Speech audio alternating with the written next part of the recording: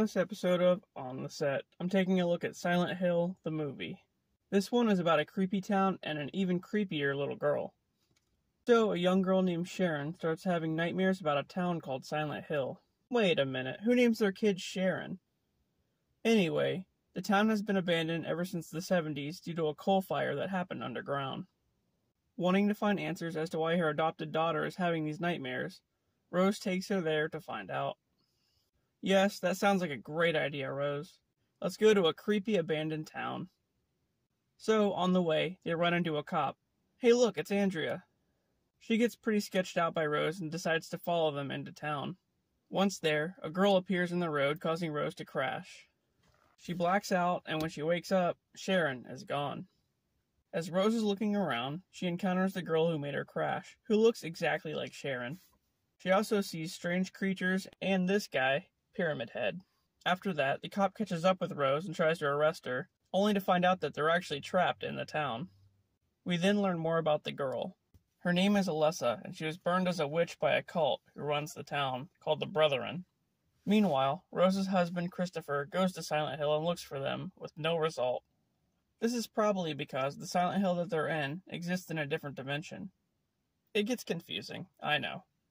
Members of the Brethren lead Rose and the cop to a hospital, claiming that the demon that took Sharon is in the basement. However, Christabella, the high priestess of the cult, sees a picture of Sharon in Rose's locket and notices that she looks exactly like Alessa, leading her to believe that they're witches, and the cop gets captured. Roaming all alone in the dark-ass basement, Rose stumbles into a group of blind nurses. She manages to sneak past them and finds Alessa's room, where she learns that back in 1974, Alessa was burned alive by the cult for being born out of wedlock. However, Alessa's real mother and a cop showed up to stop the ritual, which ignited the coal underground and left Alessa horribly burned. Her rage from the event split her soul into two halves, the evil being Alessa, who created the dimension of Silent Hill, and the good being Sharon, who was then taken to be adopted by Christopher and Rose. At this point, the Brethren find and capture Sharon and plan to burn her alive, just like they did to the cop. Sorry, Andrea. And here's where shit gets pretty weird, as if it wasn't already. Christabella stabs Rose, and then Alessa shows up and kills the whole cult pretty much. Rose frees Sharon, and Sharon merges with Alessa into one body.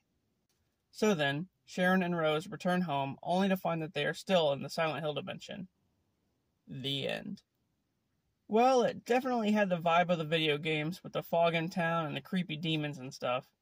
Oh yeah, and Pyramid Head. He was pretty awesome. Although, the whole Alessa plot was kinda weird. It got pretty hard to follow at times, and with that being said, I hope you enjoyed this one, and I'll see you later.